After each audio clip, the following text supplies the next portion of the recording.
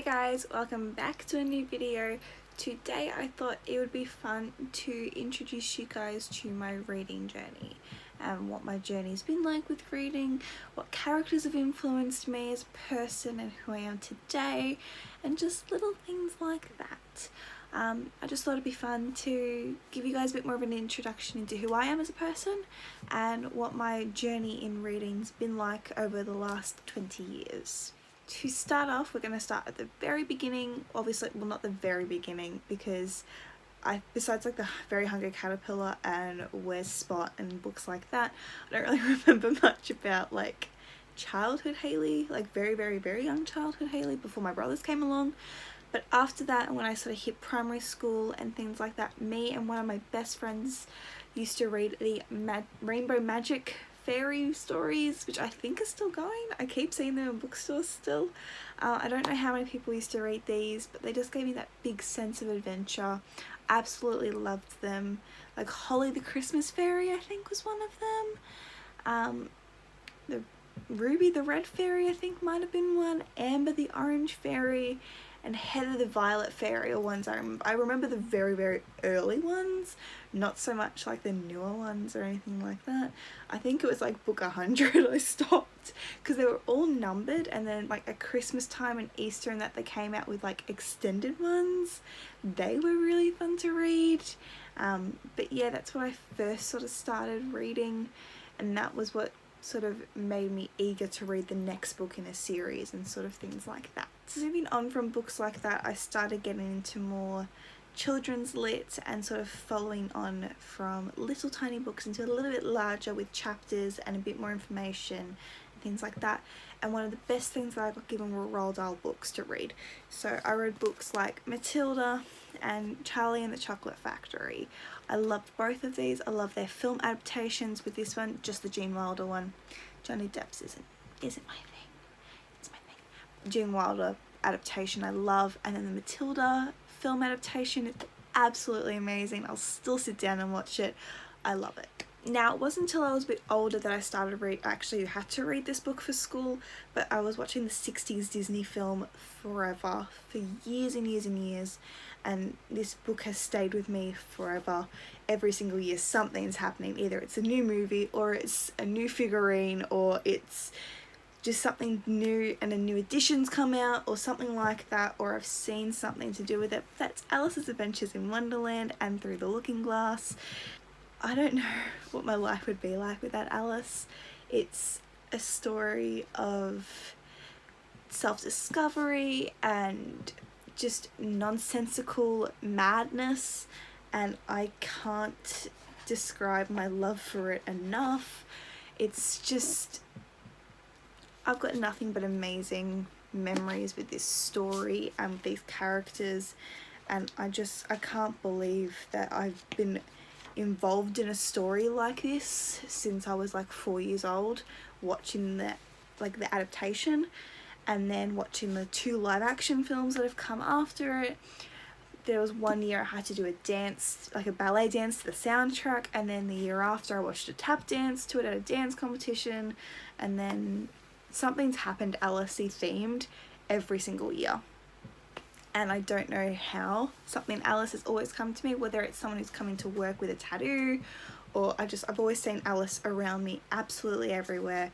And yeah, I don't know what I'd be like without reading Alice. Plus, how gorgeous is this edition? My boyfriend gave it to me for Christmas in 2016, and it's one of my most prized possessions. I absolutely love it. It's gorgeous. I love it. I love this edition so much. Now, I touched on my love and respect and connection to this book in a previous video, but I think everyone read this book at some point, and yeah, I don't know how else to introduce it, but it is Harry Potter and the Philosopher's Stone, because it was philosopher in Australia and it's philosopher. It's not sorcerer, it's the Philosopher's Stone. Fight me on it, I don't care, it's the Philosopher's Stone.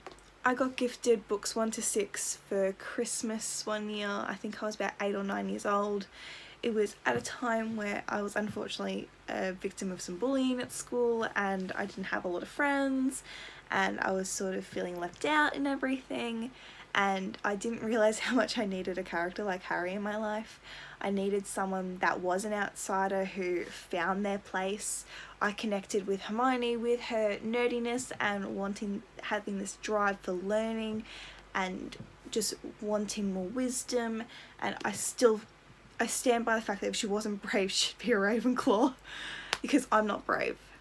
And I found that side of me in Luna Lovegood and in her quirkiness, and I fell in love with these two characters in this whole series. I fell in love with Harry and Ron, the story of a boy who just wants to be loved, really, and to find a place in the world, and I couldn't think of anything else than this book as a crucial part of my reading journey as a child into a young adult. Still loving this series, still loving these books.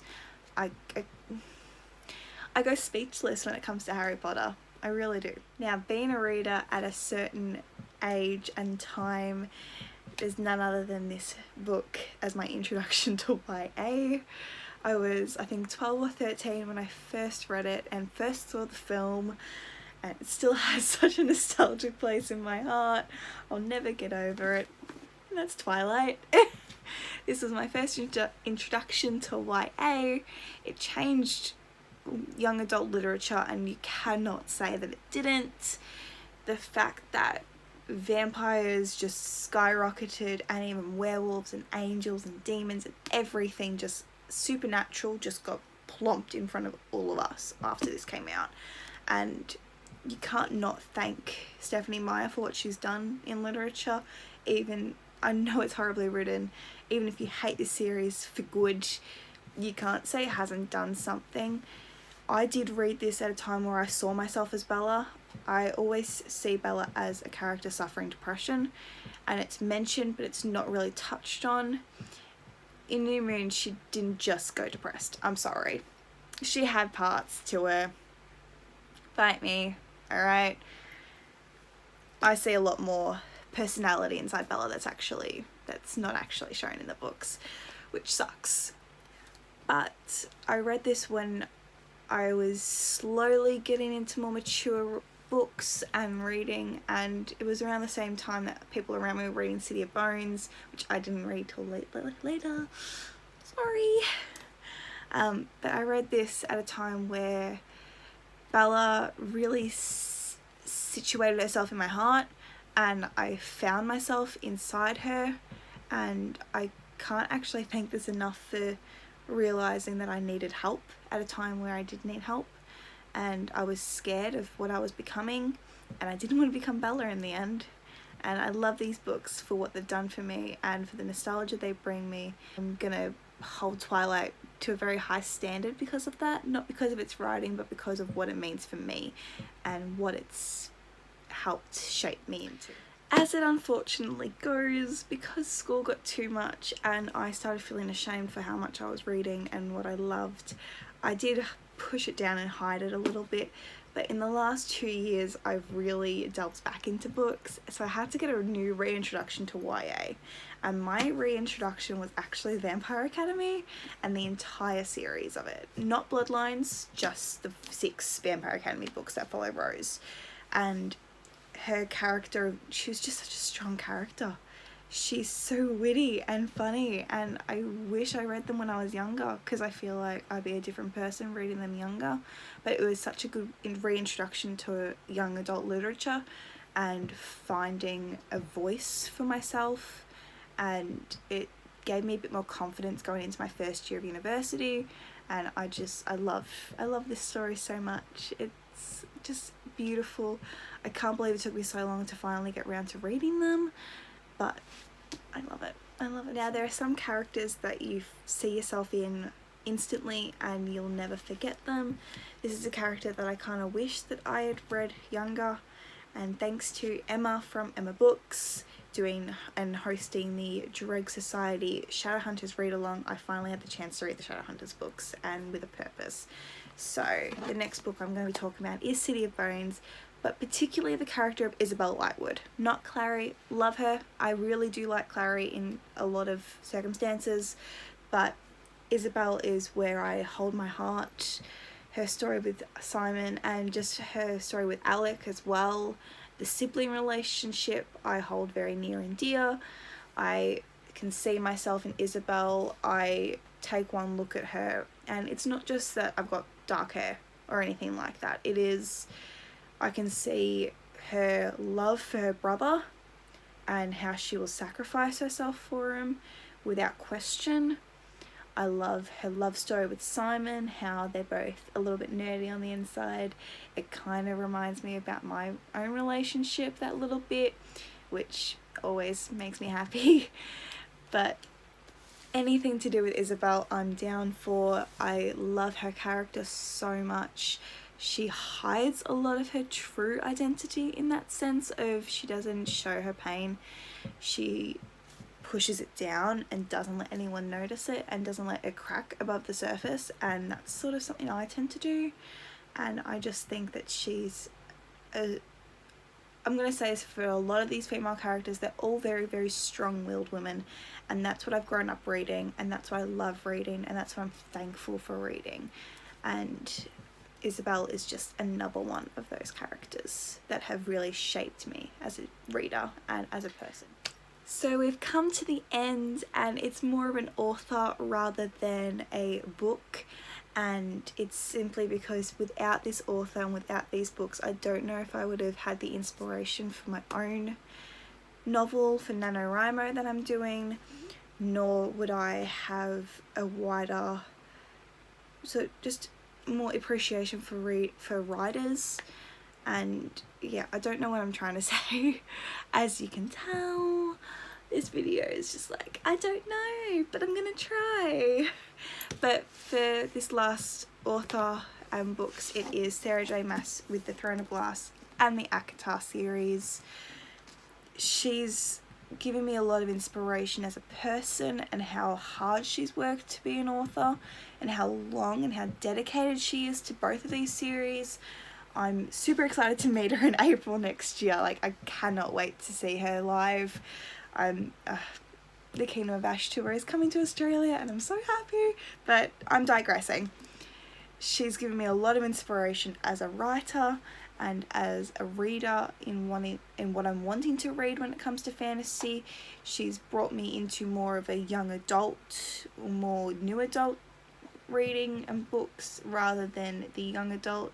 She delves into things that are a bit more mature, a bit more up my alley, a bit more my age, which I'm thankful. So that is my list of books and characters that have really sort of shaped me, that I love.